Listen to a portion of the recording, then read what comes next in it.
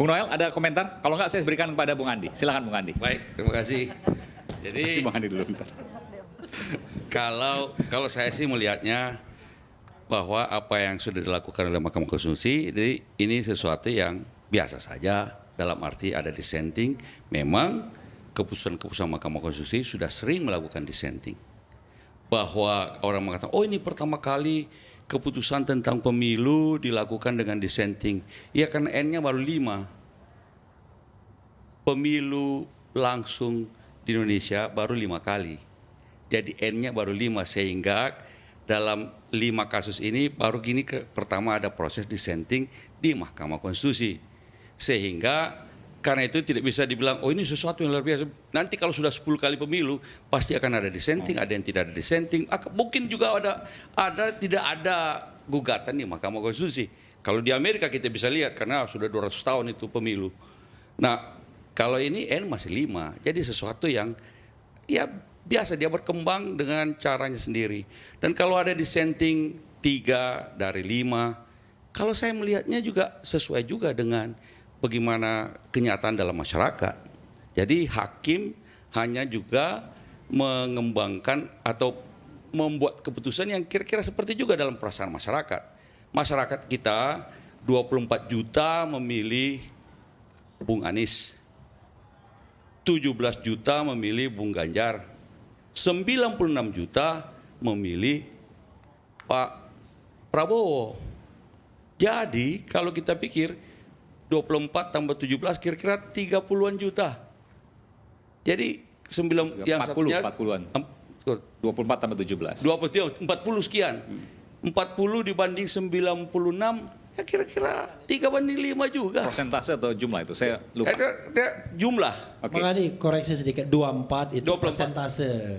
17 itu persentase, bukan angka jutaan. Angkanya berapa?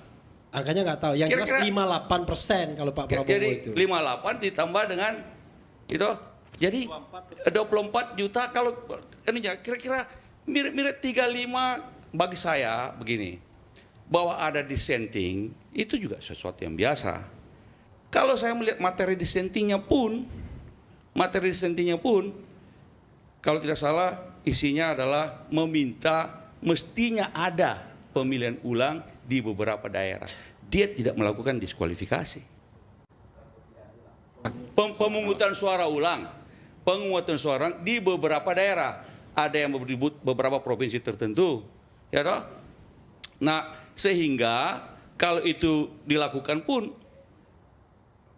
ya kalau diulang pun juga menang lagi Pak Prabowo. Karena begini, kalau saya melihat ya,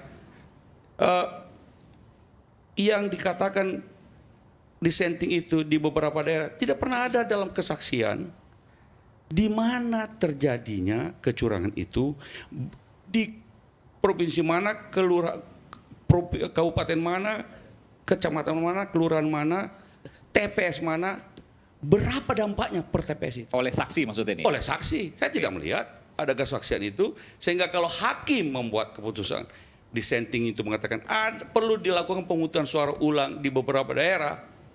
Pertanyaan saya, di beberapa daerah itu seluruh provinsinya, atau kabupaten mana, atau kecamatan mana saja, atau TPS mana saja. Dan apakah itu, dalam ilmu pemilu, apakah itu mempengaruhi hasil? Misalnya kalau bedanya, berapa juta itu bedanya?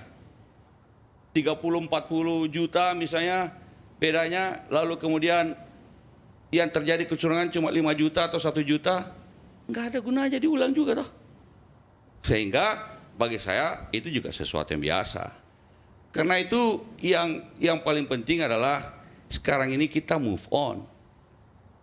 Pasangan 01 Anies Baswedan dan Caimin sudah menyampaikan selamat bekerja kepada Pak Prabowo dan Gibran, dan kemudian juga Mas Ganjar dan Pak Mahfud juga sudah mengatakan selamat bekerja, dan karena itu kita apresiasi itu justru. Saatnya sekarang kita bersatu kembali membangun bangsa ini di bawah kepemimpinan nantinya pada Oktober nanti dengan presiden dan wakil presiden terpilih.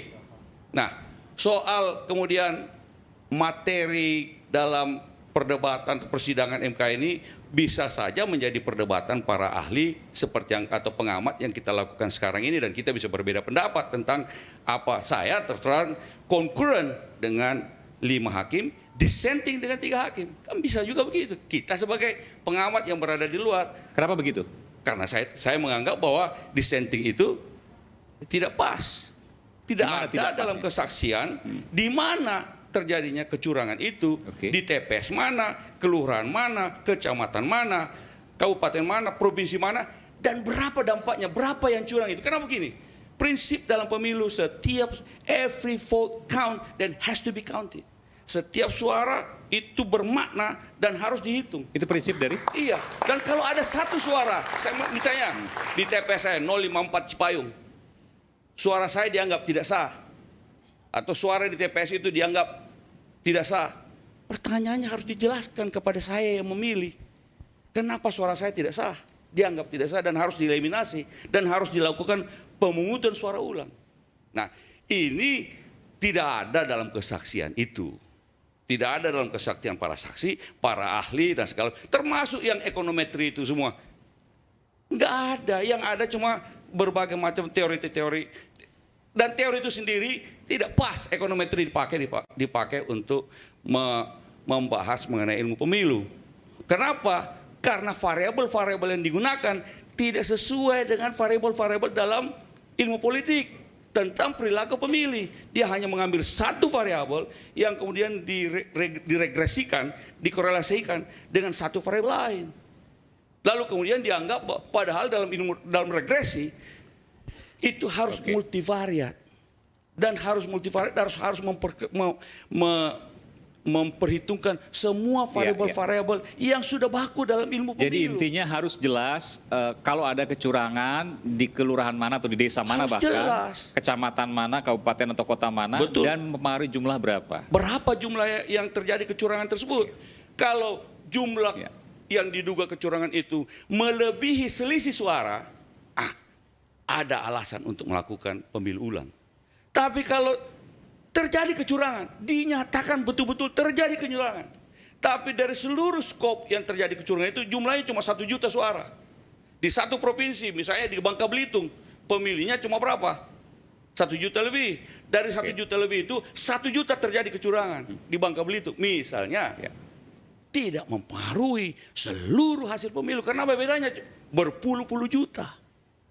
Itu dalam standar penyelenggaraan pemilu. You have to prove that the difference bahwa kecurangan terjadi itu melampaui the difference dari para kandidat. Itu yang tidak kita lihat dalam kesaksian baik saksi-saksi maupun para ahli. Karena itu wajar saja kemudian ditolak semua argumen-argumen itu, termasuk soal bansos dan sebagainya. Nah, bagi kita sekarang, kita bisa berdebat, bebas kita berdebat, termasuk Bung Rocky tadi bicara tentang logikanya. Walaupun saya tidak sependapat juga dengan Bung Rocky, karena bagi saya itu hipotesis Bung Rocky, berdasarkan logika yang dikembangkan oleh Bung Rocky. Tapi kan begitu kan? Hipotesis ini harus diuji pada secara empirik. Kalau saya, mari kita mengujinya secara empirik, hipotesis Bung Rocky tersebut tentang apa yang terjadi di Mahkamah Konstitusi, ada metodologinya juga untuk mengetahui perilaku kelompok kecil. Dalam sosiologi itu ada. Gini Andi, saya ulangi ya pelan-pelan ya. Kan yang diajukan di kita adalah variabel yang sifatnya politis bahkan itu. Kapan dia bisa dibuka sebagai data tuh? CIA itu baru buka datanya itu 25 tahun. Tetapi sebelum data itu dibuka, you reasoning, cara kita berpikir udah ada di situ. Betul, itu sah, tapi namanya hipotesis. Bukan soal hipotesis. Hipotesis itu adalah dugaan berdasarkan logika yang dikembangkan oleh seseorang. Nah, sebutkan itu dengan lengkap. Setuju. Hipotesis Yang yang dikembangkan- ditopang oleh cara berpikir logis. Betul. Itu dasarnya. Tapi cara berpikir logis itu belum tentu merupakan kebenaran. Belum tentu Itulah merupakan. sebabnya harus diuji secara empirik melalui data. Oke, sekarang problemnya adalah bagaimana menguji empiris sebuah data yang sifatnya politis. Kapan data itu bisa dibuka coba? Ada metodologinya. Seperti apa? Dalam Chicago School tentang Oke. kelompok kecil ada metodologinya, mengetahui bagaimana perilaku kelompok kecil dan apa yang terjadi. Ada metodologi. Cuma apakah penelitian itu bisa dilakukan sekarang? Yes. Itu persoalan. Kalau belum bisa, jangan pakai otak. Kalau belum bisa dilakukan, jangan pakai otak. Boleh. Ya itu karena itu. Boleh pakai otak. Justru itu Cuma waktu namanya hipotesis, bukan Apapun kebenaran. namanya, apapun, saya tidak bilang kebenaran. Saya bilang tadi, I'm doing guesstimation, guessing by estimation. Nah, kalau itu hak Rocky. Yes. Boleh. Walaupun kita bisa berbeda pendapat. Boleh berbeda. Nah, kan begitu kan? Gini ya. Tapi gini nih. Cara membatalkan saya adalah pakai counter logics, bukan pakai moral. Itu soalnya. saya tidak menggunakan moral. Saya menggunakan juga saya berselisih tadi metodologi. dengan. Nah, kalau dengan Roy saya tidak tahu, tapi saya menggunakan metodologi bahwa cara berpikir Rocky sah dengan cara logika Ya, oke, udah. yang dia pakai, tapi yes, itu oke. adalah hipotesis Rocky. Cara berpikirnya sah, tapi belum tentu benar. Betul sekali, Gini karena ya. belum bisa diuji Gini. pada empirik, pada data yang Oke. sebenarnya. Oke, reverse logicsnya sama itu. Belum tentu benar artinya pasti salah. Belum tentu. Belum Yes, tentu karena salah. itu. Hipotesis belum tentu benar, Karena belum tentu salah. Justru itu jangan sebut belum tentu benar seolah-olah salah. Oh, saya tidak Kan mengatakan perlu begitu. ada Belum. tadi time lag-nya. Semua hipotesis perlu diuji. Kalau dia apakah dia sesuai dengan hipotesis nol atau tidak, kan begitu. Nah, selama dia belum bisa diuji, saya katakan ada metodologinya untuk menguji hipotesis Yaitu? Rocky, yaitu dengan bergabung metodologi kelompok kecil. Karena kelompoknya cuma 8 kan. Oke. Dan Sekarang. kemudian bisa. Nah, pertanyaannya apakah penelitian itu bisa dilakukan apa tidak sekarang ini atau 10 tahun lagi atau 20 tahun lagi? Kita belum tahu. Data Kan begitu. 65, gitu. Tapi selama itu belum bisa diuji, tidak bisa seseorang mengklaimnya sebagai kebenaran. Bukan Tapi soal sebagai hipotesis, ya gini bisa. nih. Saya tidak melakukan truth claim, bukan truth claim. Tapi saya menduga di situ ada permainan yang tadi saya sebutkan, diam-diam disponsori supaya terlihat bahwa Mahkamah Konstitusi itu tidak utuh. Apa efek dari tidak utuh? Bagus pencitraannya kan? Kan itu dasarnya kan. Buat siapa? Buat publik internasional misalnya supaya dikatakan, ini mahkamah tidak saya kendalikan loh. Buktinya ada dissenting opinion.